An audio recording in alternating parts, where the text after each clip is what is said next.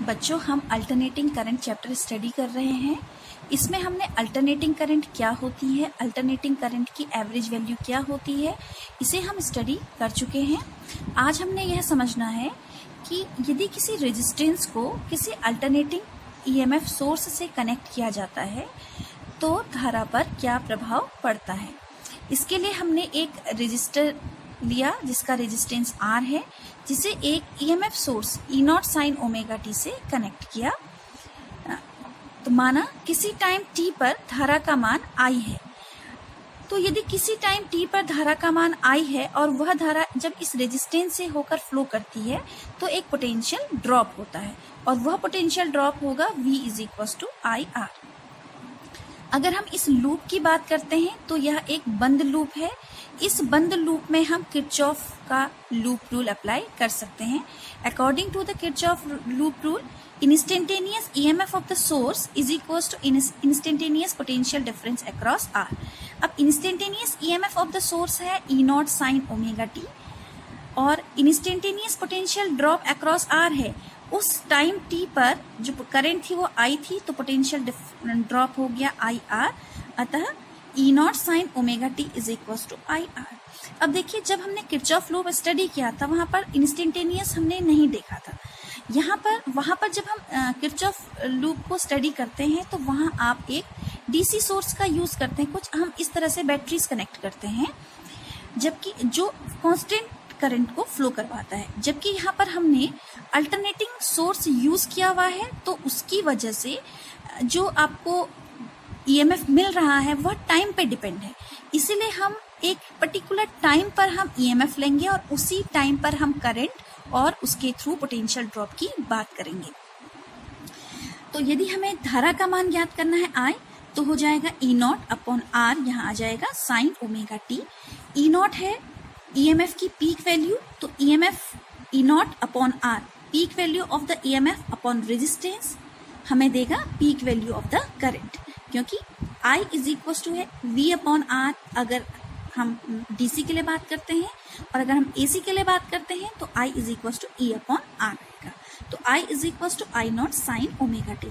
तो इस प्रकार यदि हम एक अल्टरनेटिंग ईएमएफ E किसी रेसिस्टिव सर्किट में अप्लाई करते हैं, E is equal to E0 sine omega t, तो जो हमें करंट मिलती है I is equal to I0 sine omega t। तो अगर हम इन दोनों इक्वेशंस को स्टडी करें तो हम यह देखते हैं कि जो नेचर ईएमएफ का है वही नेचर करंट का भी है। अब यदि हमें इसे कर्व के फॉर्मेट में ग्राफिकली रिप्रेजेंट करना है तो हमें कुछ इस प्रकार के कर्व मिलते हैं। इसको कर्व के फॉर्म में रिप्रेजेंट करना भी हम पहले सीख चुके हैं, क्योंकि यह साइन कर्व है तो आपका इनिशियली 0 से स्टार्ट होगा। तो जिस समय, अब दोनों ही साइन कर्व हैं, तो जिस समय ईएमएफ 0 होगा करंट भी 0 होगा। टाइम t पर यानी थीटा 0 है तो आपका करंट और ईएमएफ दोनों ही 0 होंगे। जब आप थीटा इज इक्वल टू π/2 लेंगे तो उस समय में हमें करंट, पहले ईएमएफ मैक्सिमम मिलेगा तो करंट भी मैक्सिमम मिलेगा। फिर एंगल पाई के लिए करंट भी 0 है, ईएमएफ भी 0 है। 3π/2 के लिए दोनों अपोजिट साइड मैक्सिमम आएंगे और 2π के लिए अब ये दोनों 0 हो जाएंगे। दोनों पीरियोडिकली अपने को चेंज कर रहे हैं। ग्राफिकली कैसे रिप्रेजेंट करना है ये हम पहले ही स्टडी कर चुके हैं। अब देखिए, यहाँ पर अक्सर बच्चों को कंफ्यूजन होता है। यहाँ पर मेरे को एक मैंने रेड लाइन से रिप्रेजेंट कर रखा है, दूसरा डॉटेड ग्रीन लाइन से रिप्रेजेंट किया हुआ है।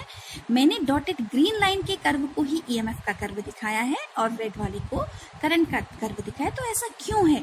ऐसा क्यों नहीं है कि मैंने इसको E दिखा लिया, इसको I दिखा लिया। तो इसको समझिए, जो ईएमएफ है, ईएमएफ की पीक वैल्यू है E0, जबकि करंट की पीक वैल्यू है E0 अपॉन R।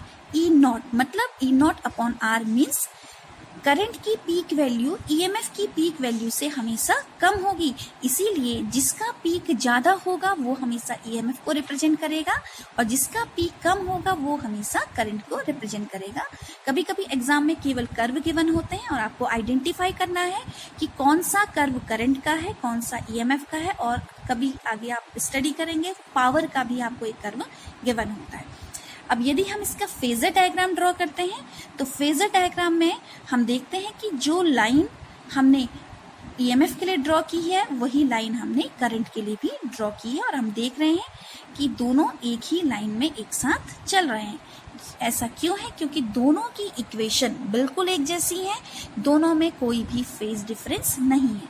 तो यहाँ पर एक नया पॉइंट निकल के आ रहा है फेज डिफरेंस, उसे हम आगे स्टडी करेंगे। हमें फेज डिफरेंस स्टडी करना है, तो फेज डिफरेंस को हम इजीली एक सिंपल एग्जांपल के द्वारा समझ सकते हैं कि माना हमारे पास एक पाथ है, उसमें एक ट्रेन चल रही है, उस ट्रेन में एक ड्राइवर है और एक गार्ड है।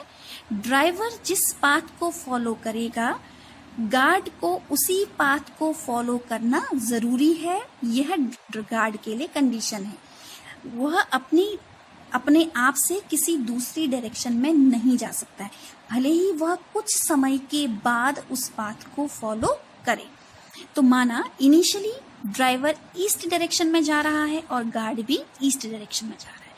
अब ड्राइवर ने यहाँ से टर्न लिया और ड्राइवर अब नॉर्थ डायरेक्शन में जाने लग गया है, जबकि गार्ड ईस्ट डायरेक्शन में ही जाएगा। इसका मतलब इस पर्टिकुलर पोजीशन की अगर हम बात करते हैं तो यह है ड्राइवर की पोजीशन और यह है गार्ड की पोजीशन। तो इस पर्टिकुलर पोजीशन पे ड्राइवर जा रहा है नॉर्थ डायरेक्शन में और गार्ड जा रहा है ईस्ट डायरेक्शन में। इट मीन्स गार्ड और ड्राइवर के बीच में एक एंगल का, डायरेक्शन का डिफरेंस आ रहा है और यही इसका फेज डिफरेंस है। अब ड्राइवर आगे आता रहा है, अब ड्राइवर यहाँ पहुंच गया है और गार्ड यहाँ पहुंचा हुआ है। इसका मतलब इस पर्टिकुलर कंडीशन में ड्राइवर भी नॉर्थ चल रहा है और गार्ड भी नॉर्थ चल रहा है। अब ड्राइवर यहाँ से पहुंच के यहाँ पहुंच गया, तो देखिए, तो ड्राइवर जा रहा है वेस्ट डायरेक्शन में जबकि गार्ड जा रहा है नॉर्थ डायरेक्शन में। तो हमें यह समझ में आ रहा है कि गार्ड के लिए कंडीशन है कि उसे वही पाथ फॉलो करना है जो पाथ ड्राइवर ने फॉलो किया है, लेकिन उसमें एक टाइम डिफरेंस आ सकता है, उसे कुछ समय लगेगा उस पाथ को फॉलो करने में। तो इस वजह से ड्राइवर और गार्ड के बीच में कभी कभी एक फेज डिफरेंस आ जाता है। इसी प्रकार वोल्टेज और करंट के बीच में भी एक फेज डिफरेंस आ जाता है। प्योर रेसिस्टिव सर्किट में वोल्टेज और करंट दोनों एक ही फेज में रहते हैं, दोनों के बीच में कोई फेज डिफरेंस नहीं रहता है। इसीलिए जब हम इसे ग्राफिकली रिप्रेजेंट करते हैं तो दोनों को एक ही लाइन के द्वारा रिप्रेजेंट करते हैं कि जिस डायरेक्शन में वोल्टेज है, ईएमएफ है, उसी डायरेक्शन में करंट भी है। जबकि यदि प्योर कैपेसिटिव सर्किट या इंडक्टिव सर्किट की बात करते हैं तो उनके बीच में एक फेज डिफरेंस आता है।